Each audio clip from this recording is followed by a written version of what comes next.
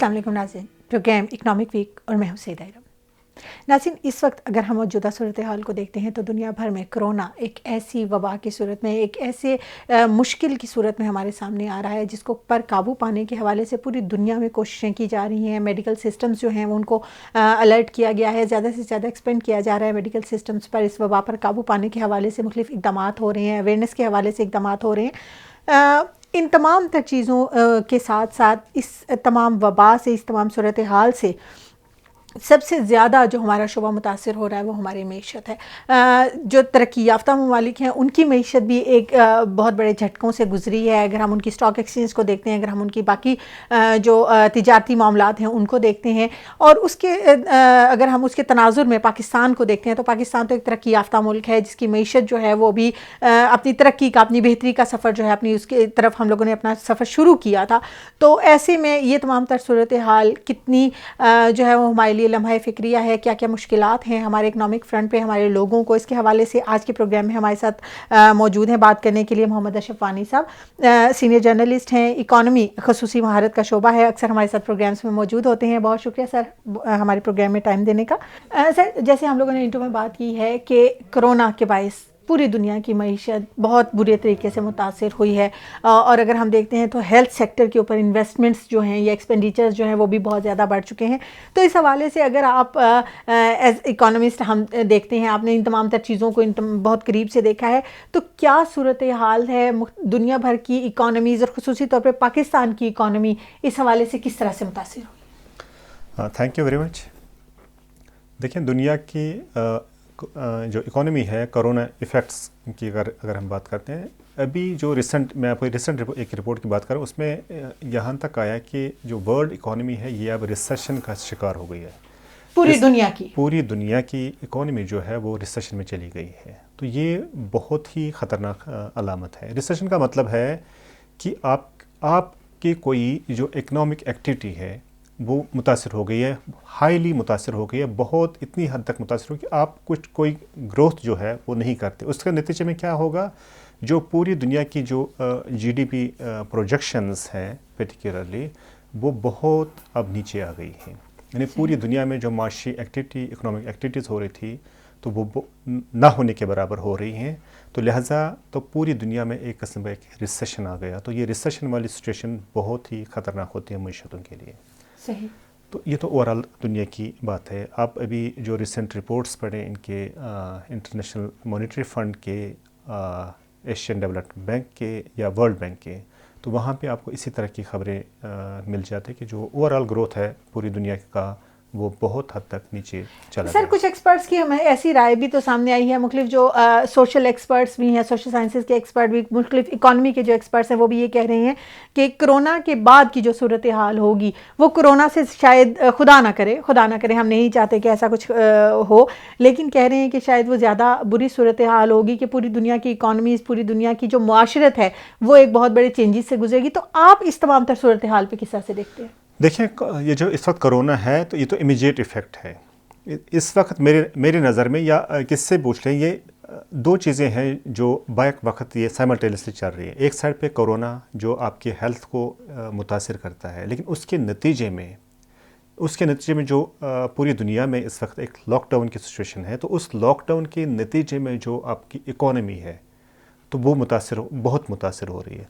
तो लिहाजा अभी तो हम ये झटके एक किस्म के कहने बर्दाश्त कर रहे हैं।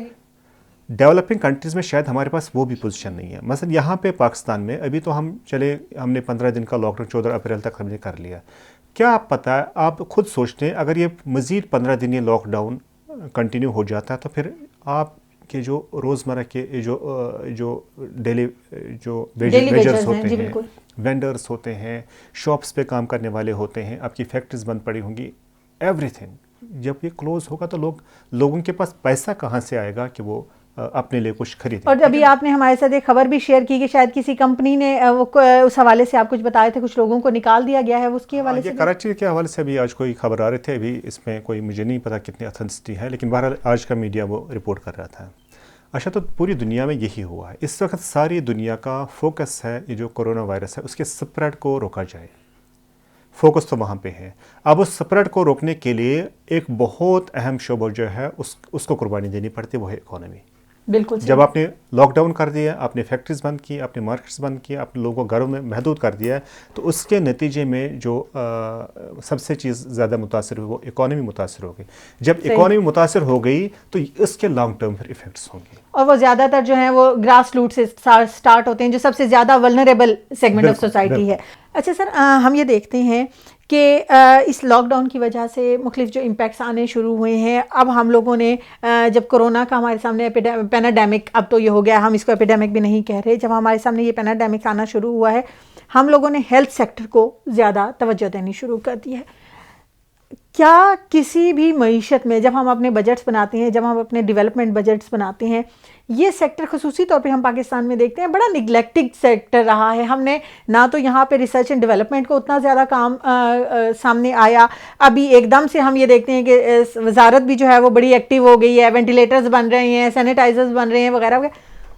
किसी भी मुल्क में जब हम बजट्स बनाते हैं, जब हम उनकी इकोनॉमी की जो एक लेआउट है वो तय करते हैं, उसमें हेल्थ और एजुकेशन सेक्टर्स कितनी अहमियत के हामिल होने चाहिए और हम उन्हें कितनी अहमियत देते हैं? देखिए, ये तो इम्पोर्टेंट है, इसमें कोई शक नहीं है। पूरी दुनिया में इस पर अच्छा खासा खर्च किया जाता है। हेल्थ और एजुकेशन ये दो पूरी दुनिया में जो डेवलप्ड कंट्रीज़ खास कर हैं, वहाँ पे आप देखें ये स्टेट रिस्पॉन्सिबिलिटी होती है। वहाँ पे स्टेट्स आपकी एजुकेशन की रिस्पॉन्सिबल होती है और हेल्थ रिस्पॉन्सिबल होती है। तो डेवलपिंग कंट्रीज़ में बदकिस्मती से इस पर इतना ज़्यादा फोकस नहीं किया गया है। लेकिन ये जो कोरोना वायरस के पर्सपेक्टिव में अगर आप देखेंगे इस सारी सिचुएशन को, तो ये एक इमरजेंसी क्रिएट हो गई। यानी यहाँ पे कोरोना वायरस के अगर इसमें पर्सपेक्टिव में देखेंगे तो जो वेस्टर्न कंट्रीज़ में जो अच्छे डेवलप्ड कंट्रीज़ हैं जिनका हेल्थ सिस्टम पे अब एक किस्म का नाज था, इटली जैसे कंट्री, वहाँ पे ब्रेक डाउन हो गया। ब्रेक डाउन कैसे हो गया? देखिए, बेसिकली प्रॉब्लम क्या है, ये जो कोरोना वायरस का, इसका स्प्रेड बेसिकली प्रॉब्लम है। यानी ये इतनी तेज़ी से स्प्रेड करता है कि जो आपका एग्जिस्टिंग हेल्थ इंफ्रास्ट्रक्चर है वो उसको बर्दाश्त ही नहीं कर पाता। आपके पास अगर 10 फॉर एग्जांपल पेशेंट्स की ये कैपेसिटी है कि वहाँ पे आप 10 बंदों को ट्रीट करते हैं, तो पीछे से फ्लडिंग है पेशेंट्स की 100, 200, 1000, पता नहीं कितने सारे। लिहाजा पूरी दुनिया में जो आपका हेल्थ सिस्टम है वो उसको एफर्ड ही नहीं कर पाया, वो उसका बोझ ही नहीं उठा पाया। आपने चाइना में देखा, ये जो वुहान सिटी में हुआ था, उन्होंने 10 दिन के अंदर अंदर एक फैसिलिटी वहाँ पे क्रिएट की थी, बहुत बड़े एक हॉस्पिटल की फैसिलिटी क्रिएट की थी। अब वेस्टर्न कंट्रीज़ में आप ऐसे ही देख रहे हैं, कहीं पे स्टेडियम्स को बनाया जा रहा है, कहीं पे होटल्स में शिफ्ट किया जा रहा है।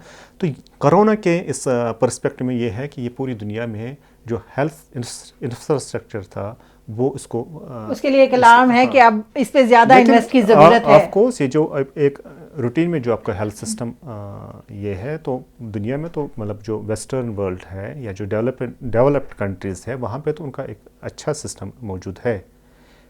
डेवलपिंग कंट्रीज़ में तो जहाँ बाकी सेक्टर्स में प्रॉब्लम्स है, तो वहाँ पे हेल्थ और एजुकेशन सेक्टर में प्रॉब्लम। अच्छा सर, हम अगर पाकिस्तान में देखते हैं तो बहुत सारे रिलीफ पैकेजेस गवर्नमेंट की तरफ से अनाउंस किए गए हैं। एहसास के अम्ब्रेला के अंडर भी जो है वो मुख्तलिफ पैकेजेस आए हैं। पीएम ने खुद से भी एक जो है वो रिलीफ पैकेज दिया। इंडस्ट्रियल सेक्टर के लिए, कंस्ट्रक्शन सेक्टर के लिए भी जो है वो रिलीफ पैकेज आए। पाकिस्तान की इकॉनमी ये तमाम तर सिचुएशन बर्दाश्त करने के और ये तमाम तर चीज़ें हैंडल करने के लिए तैयार है? देखिए, जो रिलीफ पैकेज की बात करें, वो एक तो है 1.2 ट्रिलियन जो है स्टिमुलस इकोनॉमिक पैकेज के नाम से जिसको जाना जाता है, जो पीएम ने अनाउंस किया डिफरेंट सेक्टर्स का।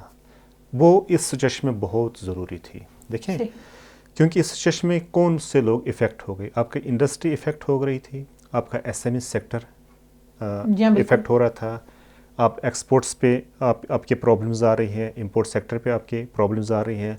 फिर आपके सोसाइटी के जो वल्नरेबल बहुत लोग थे, पहले तो अगर आप वो जो एहसास प्रोग्राम था या बेनज़ीर इनकम सपोर्ट प्रोग्राम के ज़रिए आप 45 और या 50 के करीब 50 मिलियन के करीब लोगों को सपोर्ट करते थे। कोरोना की वजह से चूँकि इकोनॉमिक एक्टिविटी सारी रुक गई, लिहाजा बहुत सारा एक बल्क में लोग अब उस अनएम्प्लॉयमेंट की तरफ जा रहे हैं, उसमें आ गए कि वो उनको सपोर्ट की ज़रूरत है। लिहाजा जो आम लोग, वल्नरेबल जो लोग हैं, वो 50 से बढ़ के तकरीबन 120 तक चले गए। तो लिहाजा उन 1 करोड़ 20 लाख लोगों को उनको प्रोटेक्ट कैटर करना करना है, ज़रूरी उनकी था, ठीक है? ज़रूरियात को इशू करना है, बिल्कुल। तो इसके अलावा ये जो आपके ये डेली वेजर्स होते हैं जो मार्केट में रोज़ाना काम कर रहे होते हैं, या जो कोई अपनी रेडी लगाता है उस पर काम कर रहा होता है, वो इसके अलावा है जो मुतासर हुए हैं, जिसके लिए भी उस रिलीफ पैकेज में। तो ओवरऑल एक बहुत बड़ा रिलीफ पैकेज है, 1.2 1200 बिलियन का ये रिलीफ पैकेज है, जिसमें इंडस्ट्री, एक्सपोर्ट सेक्टर, जिसमें आपके ये जो टैक्स रिफंड्स पे भी बात की गई है, यूटिलिटी स्टोर के थ्रू रिलीफ पैकेज दिया गया वो है। देखिए, मैं उसमें मतलब बेसिक हेडिंग्स क्या है। एक तो ये कि आपका जो इकोनॉमी सेक्टर है, यानी उसमें बिजनेसमैन आ गए, आपके एक्सपोर्टर्स आ गए, दूसरा जो आपका वेल्नरेबल सेगमेंट ऑफ सोसाइटी है उनको है, और तीसरा वो जो उन मार्केट्स में काम करने वाले लोग थे, मजदूर थे, डेली वेजर थे, जो वो बेरोजगार हुए। तो ओवरऑल ये बिल्कुल सर, जानना ये चाहेंगे कि ये जब हम लॉकडाउन की बात करते हैं, हम लोगों ने देखा है कि तकरीबन हम लोगों ने कुछ एक हफ्ता इस सिचुएशन में हम लोगों ने गुजार दिया, बल्कि उससे ज़्यादा जो है वो तकरीबन दिन हो चुके हैं। 14 तारीख से ये कहा जा रहा है कि ट्रेन्स की कुछ, शायद अभी कंफर्म तो नहीं है, लेकिन जो हमारे वज़ीर हैं उन्होंने कहा है कि शायद वो कुछ महदूद पैमाने पे उसकी सिस्टम को शुरू किया जाए। आप क्या समझते हैं कि ये जो लॉकडाउन है, ठीक है कोरोना के लिए ज़रूरी तो बहुत था, मईशत के लिए कितना बड़ा जो है वो इसने धचका पहुंचाया, और इसके थ्रू जो बेरोज़गार होने वाले लोग हैं, जानना ये चाहेंगे कि ये जो लॉकडाउन है इसके थ्रू जो हमारी मईशत पे असरात पड़े हैं, जो हमारा डेली वेजर था, जो हमारा मजदूर तबका था, वो जब बेरोज़गार हुए हैं, हम ये देखते हैं कि बुलेन मार्केट है तो वो तकरीबन 3 हफ्ते से जो है वो बंद आई हुई है। तो इन तमाम तर चीज़ों को एक आम आदमी कैसे हैंडल कर रहा होगा, और उसके लिए क्या क्या इकदाम होने चाहिए सोशल लेवल के ऊपर?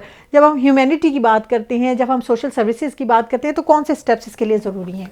देखिए, पहले तो ये देखिए 2 सिचुएशंस हैं हमारे सामने। एक तरफ कोरोना है, यानी जो डायरेक्ट उसका ताल्लुक जो हमारी हेल्थ से है, सेहत से है। दूसरी तरफ इकोनॉमी है।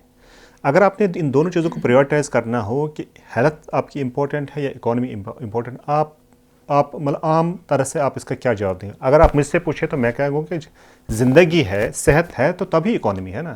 तो दोनों चीज़ों में से अगर आप मुझसे प्रायोरिटी पूछेंगे तो मैं आपको कहूँगा कि health is the first priority, यानी फाइटिंग कोरोना के साथ के खिलाफ फाइट करना, this should be our first priority. ठीक है, इकोनॉमी उसके बाद आ जाएगी, यानी आप जिंदा हैं तभी तो इकोनॉमी में जाएंगे। लेकिन सर उसकी सूरत वो भी आ जाती है ना कि वो लोग जो ये कह रहे हैं कि हमारे पास खाने के लिए कुछ है ही नहीं। एग्जैक्टली। देखें अब क्या है, अब ये जो पूरी दुनिया में ऑब्जर्व किया गया है, तो अब आपने क्या करना है, यानी फर्स्ट ऑफ ऑल आपने प्रिकॉशनरी मेयर्स लेने हैं। प्रिकॉशनरी मेयर्स में जो सबसे इंपॉर्टेंट प्रिकॉशनरी मेयर है कि वो है कि आप सोशल डिस्टेंसिंग करें। तो सोशल डिस्टेंसिंग में बताएं, पाकिस्तान में जब हम सोशल डिस्टेंसिंग, तो कैसे हम सोशल डिस्टेंसिंग करें, तो उसके लिए गवर्नमेंट ने आपको ये जो, अगर आप सिंध में देखेंगे तो उन्होंने फौरी तौर पे वो कंप्लीट एक लॉकडाउन की सिचुएशन में, लेकिन ये जो पीएम की लेवल तक या जो फेडरेशन की ये पंजाब में वगैरह वगैरह, यहाँ पे डायरेक्टली उस तरह उन्होंने इम्पोज नहीं किया, मतलब क्या कहते हैं फेजेस में वो उस तरफ चले गए। जी बिल्कुल।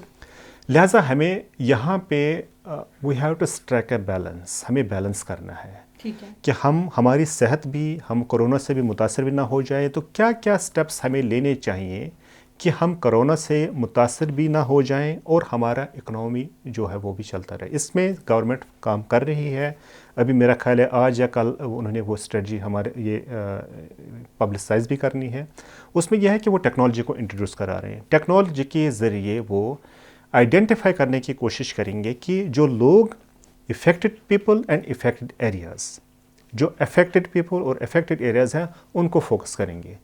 लिहाजा जब आप उनको फोकस करेंगे तो आपको ये पता चलेगा, फॉर एग्जांपल इस्लामाबाद का जो इलाका है, फ़र्ज़ करें G7 जहाँ पे हम बैठे हैं, यहाँ पे जी फ़लानी इलाके में 4 कोरोना के पेशेंट्स, तो आप उसी इलाके की इकोनॉमिक एक्टिविटीज़ को कर्टेल करें और बाकी तमाम तो चलने दें, बाकी को चलने दें।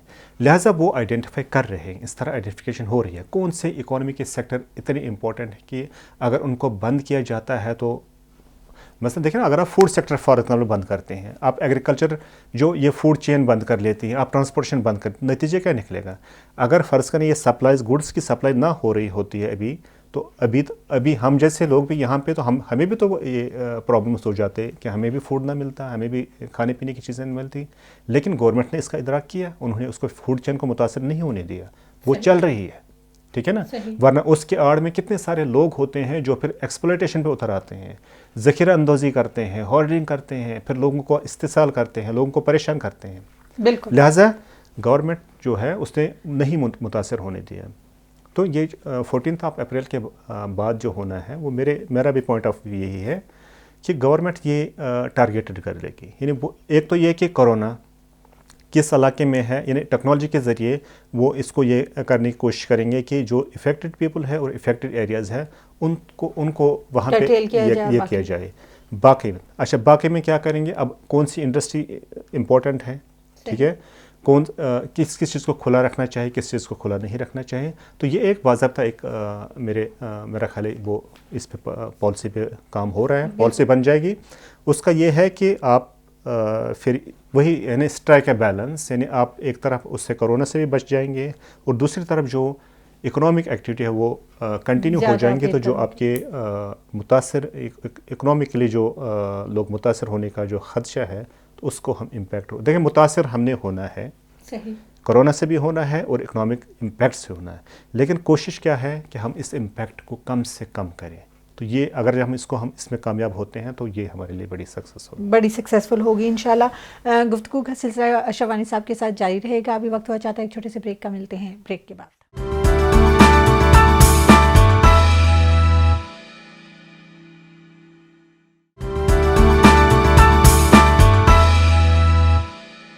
वेलकम बैक नाज़रीन, प्रोग्राम इकोनॉमिक वीक और बात कर रहे थे हम अशरफ वानी साहब के साथ। बात कर रहे हैं हम इकोनॉमिक इफ़ेक्ट जो हमारे मुल्क पर बैनुल-अक़वामी सतह पर हुए हैं कोरोना के बायस, और कैसे हमारी हुकूमत, कैसे हमारे अवाम मिलकर उन तमाम इम्पैक्ट्स को जो है वो कम से कम मनफी साइड पे लेकर जा सकते हैं। सर, यूएससी के थ्रू, यूटिलिटी स्टोर्स के थ्रू एक बहुत बड़ा पैकेज दिया गया है, हुकूमत की तरफ से अनाउंस किया गया है, लेकिन हम ये देखते हैं कि हर रमज़ान में एक पूरी बहस छिड़ी हुई होती है इस हवाले से कि शायद उस बेहतर तरीके से फंक्शंस नहीं हो रहा है, उस तरीके से चीज़ें जो हैं वो लोगों तक नहीं पहुंच रही हैं। तो क्या यूएससी के थ्रू ये जो एक पैकेज अनाउंस किया गया है ये एक बेहतर इकदाम है या इसका कोई अल्टरनेट भी हो सकता था?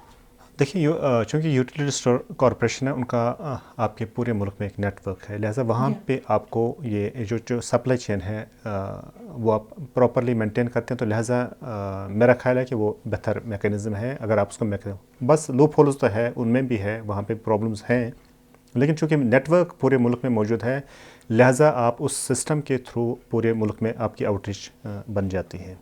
अच्छा, इशू ये है, ये रमज़ान में भी होता है या अब भी है। देखें, बेसिकली ये जो मार्केट है, मार्केट में हमें ये प्रॉब्लम्स हैं, यानी कि प्रोविंशियल गवर्नमेंट्स की भी रही हैं, है तो बहरहाल प्रोविंशियल गवर्नमेंट्स का सब्जेक्ट है, यानी जो प्राइस कंट्रोल मैकेनिज़्म है। यहाँ पे इश्यूज़ ये हो जाते हैं कि जब इस तरह के ओकेजन्स आ जाते हैं तो बहुत सारे जो एक्सप्लॉयटर्स बीच में आ जाते हैं।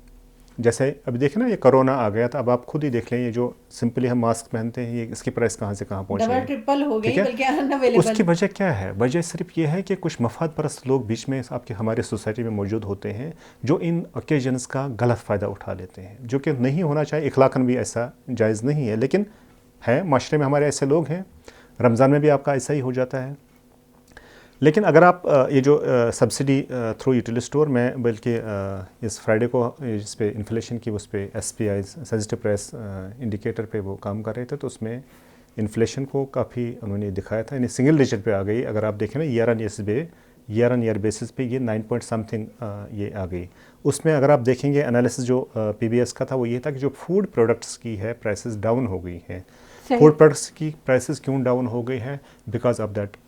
सर, यहाँ पे आप फूड के हवाले से बात कर रहे हैं। अब हम ये देखते हैं कि चूँकि हम सोशल डिस्टेंसिंग की बात कर रहे हैं, स्टे एट होम की बात कर रहे हैं, तो हमें मार्केट एक्टिविटीज़ उतनी फ्लुएंट नज़र नहीं आ रही हैं। जैसे एक ठेले वाला है, फ्रूट लेके खड़ा है, सब्ज़ी लेके खड़ा है, और जो ग्राहक का उसके पास एक फ़्लो हुआ करता था वो बड़ी हद तक अब डिस्टर्ब हुआ है। सर, पेरिशेबल जो हमारी कमोडिटीज़ आ जाती हैं, जिसमें हमारे फ्रूट्स भी शामिल हैं, जिसमें हमारी सब्जियां भी शामिल हैं, जिसमें हमारी डेयरी प्रोडक्ट्स भी शामिल हैं, वो सेक्टर कितना जो है वो हो सकेगा, और यहाँ पे कितनी ज़रूरत इस वक्त हमें पड़ जाती है वैल्यू एडिटेड, जो हम बार बार बात करते हैं कि वैल्यू एडिशन की तरफ जाना चाहिए, तो अगर हम उस तरफ जाएँ तो क्या हम इस लॉस को बचा नहीं सकते? देखिए, एक तो अगेन मैं वही बता रहा हूँ, क्योंकि एक ये इमरजेंसी सिचुएशन है। तो इमरजेंसी में देखिए, एक बंदा बीमार हो गया, अब आप कहें कि मतलब बीमारी में कितने लॉसेस उसको हो जाते हैं। अब चूंकि एक सिचुएशन ऐसी होती है तो उसको आप अवॉइड भी नहीं कर सकते हैं।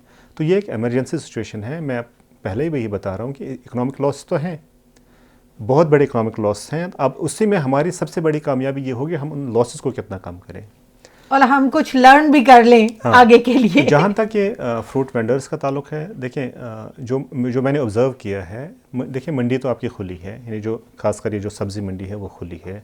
ये जो फ्रूट वेंडर है वो जाते हैं वहाँ पे, फ्रूट ले भी आते हैं। और मैं अभी जब आ रहा था तो मैंने रास्ते में बहुत सारे वो फ्रूट वाले देखे थे, वो फ्रूट बेच रहे थे। ऑफकोर्स सेल्स में बहुत फ़र्क पड़ा है, कोई शक नहीं।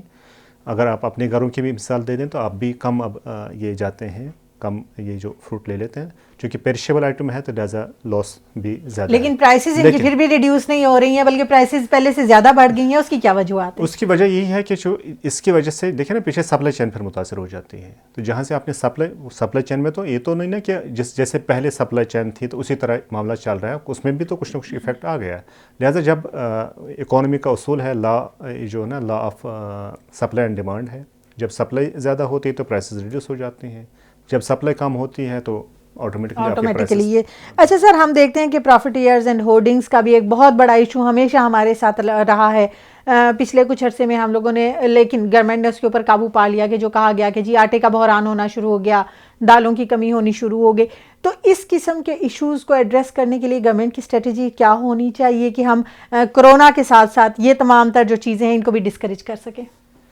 मेरा ख्याल है इस पे भी ये गवर्नमेंट लेवल पे, अगर आपने पीएम की वो एड्रेस सुना हो, उसमें बड़ी मतलब फोर्सफुली उन्होंने कहा कि जो होर्डिंग है या ये जो मुनाफाखोर है ये हम बर्दाश्त नहीं करेंगे। ठीक है, तो बेसिकली मेरा ख्याल है ये जो प्रोवेंस है, ये तो प्रोवेंशियल गवर्नमेंट्स को सोचना चाहिए, यानी इन चीज़ों पे बहरहाल उनको नज़र रखनी चाहिए, खासकर ऐसी सिचुएशन में जहाँ पे ये बहुत ही ज़्यादा इसकी तरफ रुझान बढ़ जाता है।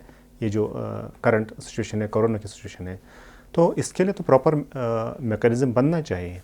रमज़ान के दौरान अगर आपको याद हो, रमज़ान में एक प्रॉपर वो बनता है, एक लिस्ट बन जाती है, इस लिस्ट के मुताबिक अगरचे उसको इतना फॉलो मतलब नहीं हो रहा, लेकिन कहीं ना कहीं हो जाता है, कुछ ना कुछ उसका आपको इम्पैक्ट नज़र आता है। लिहाजा हमें एक इफ़ेक्टिव जो प्राइस मैकेनिज़्म की ज़रूरत है। बिल्कुल। अच्छा सर, एक तनकीद बहुत से हलकों की तरफ से, ख़ुसूसी तौर पे अपोजिशन की तरफ से जो है वो हमारे सामने आई कि उन्होंने ये कहा कि वज़ीर आज़म साहब ने जो कंस्ट्रक्शन सेक्टर के लिए जो पैकेज अनाउंस किया है, इस वक्त इसकी ज़रूरत नहीं थी, दीगर शोबे जो हैं वो उनको किया जाना चाहिए था। तो वो आप क्या समझते हैं कि इस वक्त कंस्ट्रक्शन के शोबे को खोलना, जो उन्होंने कहा है कि 14 अप्रैल से खोला जा रहा है और उससे मुतल्लिका सनतें भी खोली जा रही हैं, और उसके अलावा जो पैकेज अनाउंस किया गया है उसके लिए कितना ज़रूरी था और क्या इफ़ेक्ट्स होंगे इसके एक आम मजदूर की ज़िंदगी पर? देखिए, जहाँ तक मेरा ख्याल है कि पीएम ने ये जो कंस्ट्रक्शन सेक्टर को खोला है, उसका मेरे नज़दीक उनका यही विजन था, क्योंकि आपने एक माशी एक्टिविटी क्रिएट करनी है। देखिए, इस वक्त प्रॉब्लम क्या है, हमारा लॉकडाउन है, माशी एक्टिविटी बंद हुई है। जब माशी एक्टिविटी बंद हो जाती है तो ओवरऑल सिस्टम जो है, और सबसे ज़्यादा मजदूर उससे बेरोजगार हुआ। अब जब आपने एक माशी, देखें अभी आप जाएं, रोडों पे जाएं, देखें वही बेचारे बैठे हैं, किसी के पास बेलचा है, कोई गिनती लेके बैठा उधर चौकों में बैठे होते हैं, क्योंकि उनके पास तो अब दिहाड़ी लगाने का नहीं है, कोई लेके नहीं जाएगा। हाँ जी, लोग अब ज़रा अवॉइड कर रहे हैं चीज़ों अब जब आपने कंस्ट्रक्शन सेक्टर को जब खोल लिया, तो कंस्ट्रक्शन सेक्टर खोलने का मतलब ये नहीं कि सिर्फ आपने अब मकान बनाना है, बिल्डिंग बनानी है। अब आप देखिए उस कंस्ट्रक्शन सेक्टर से कितने सेक्टर और रिलेटेड हैं। आपका स्टील है, आपके ब्रिक्स वगैरह उसमें इस्तेमाल होते हैं, मतलब आपको एक बहुत बड़ी अब ये जो इंडस्ट्री, खासूसी तौर पे कहा गया कि सीपेक से रिलेटेड जो प्रोजेक्ट है उन्हें मुकम्मल किया जाए, ठीक है ना। लिहाजा ये मतलब ये इसमें तो कोई ऐसा इशू नहीं, मेरा ख्याल है ये एक बड़ा अच्छा हो जाएगा जब अगर ये वाकई इस तरह खुल जाता है, कंस्ट्रक्शन शुरू हो जाती है, इससे बहुत सारी इंडस्ट्री का काम बन जाएगा। जब इंडस्ट्री का काम बन जाएगा, एक तो वो इंडस्ट्री में जो काम करने वाले लोग हैं उनको रोज़गार फराहम हो जाएगा, फिर उससे इनडायरेक्टली कितने सारे लोग रिलेट होते हैं, उसके साथ अटैच होते हैं, उनको रोज़ मिल जाएगा। तो मेरा ख्याल है ये कोई ये इस वक्त ये बर वक्त एक इकदाम था हुकूमत की तरफ से। अच्छा सर, हम स्टॉक एक्सचेंज को देखते हैं, हमारे पास एक बड़ा इंडिकेटर ये होता है, स्टॉक एक्सचेंज से हम ये अंदाज़ा लगाते हैं कि हमारी इकॉनमी जो है वो इस वक्त किस तरफ जा रही है। पिछले हफ्ते, मतलब पीछे हम लोगों ने देखा जब आउटब्रेक हुआ कोरोना का, तो सडनली उसने बहुत बुरे तरीके से जो है हमारी स्टॉक को एक तरह से शेक किया था। लेकिन पिछले हफ्ते हमें स्टेबिलिटी नज़र आई। आज भी अगर हम देख रहे हैं बिजनेस का आगाज़ जो है वो बड़े पॉजिटिव ट्रेंड से हुआ है। तो आप क्या समझते हैं कि अब संभाला ले गई है स्टॉक एक्सचेंज और क्या इसके इम्पैक्ट्स होंगे आगे? देखिए, जब आप पिछले हफ्ते की बात करते हैं तो वो पिछले हफ्ते में अगर आप देखें तो कोइंसिडेंस ये है कि एक तरफ तो इकोनॉमिक पैकेज आ गया, गवर्नमेंट ने अनाउंस किया, तो दूसरी साइड अपने स्टॉक को, वो तो होता है, जाहिर सी बात है, इम्पैक्ट्स तो होते हैं। तो लिहाजा जो यानी कोरोना के बावजूद जो गवर्नमेंट की तरफ से जो वाइब्स आई हैं वो पॉजिटिव वाइब्स थी, जिसके नतीजे में आपका स्टॉक पे बहरहाल इफ़ेक्ट पड़ा, तो और स्टॉक ने बड़ा ऊपर की तरफ छलांग लगा दी।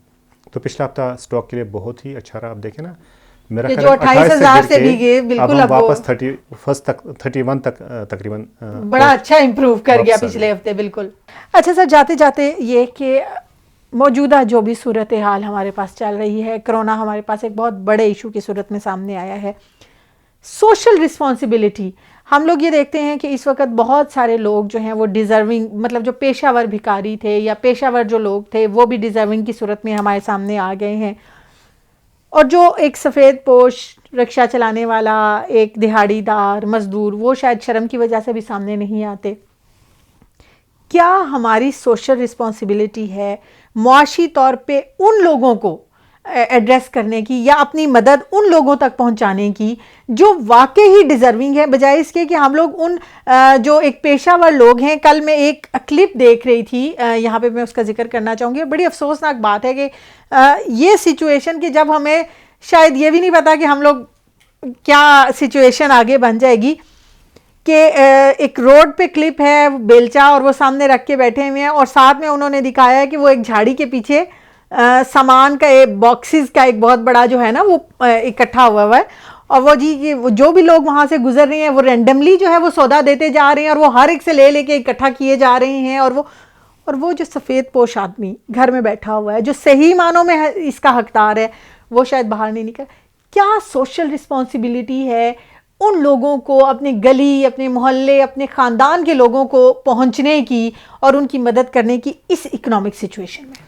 देखिए, ये अगर आप इस्लामिक पॉइंट ऑफ व्यू से भी देखेंगे तो ये शुरू यानी आपको अपने करीब तर से ही शुरू हो जाता है ये मामला।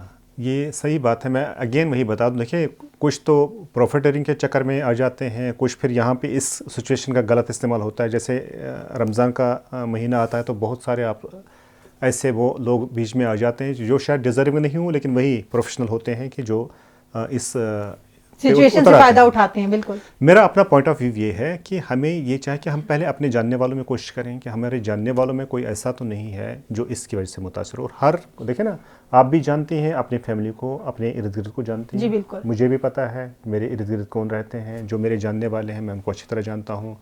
उनके कमाई के ज़रिए क्या है ये भी मुझे अच्छी तरह मुझे पता है। और अगर मुझे लगता है कि उनमें से कोई फ़र्ज़ करें, उनमें से फॉर एग्ज़ाम्पल कोई किसी दुकान पे फ़र्ज़ करें काम, तो मुझे पता है अब वो दुकान पे इस वक्त काम नहीं कर रहा, तो लाजमी है उसको ज़रूरत है इस वक्त मेरी। ठीक है, तो बजाय इसके कि हम किसी ऐसी जगह पे दें जिसका हमें पता नहीं है कि वो डिज़र्विंग तक पहुँचता कि नहीं पहुँचता, पहली कोशिश हमारी ये होनी चाहिए कि हम उन तक पहुँचे जिनको हम जानते हैं और वो डिज़र्व करते हैं। दूसरा, आपके माशरे में, आपकी सोसाइटी में ऐसे ऑर्गेनाइजेशंस हैं जिन पे आप ट्रस्ट कर सकती हैं, जो आपको लगता है कि वो डिज़र्विंग लोगों तक पहुंचाएं। क्योंकि हमारा तो नेटवर्क नहीं है, हम तो पूरे रावलपिंडी में, इस्लामाबाद में तो नहीं फैल सकते, ना हमें पता है कौन।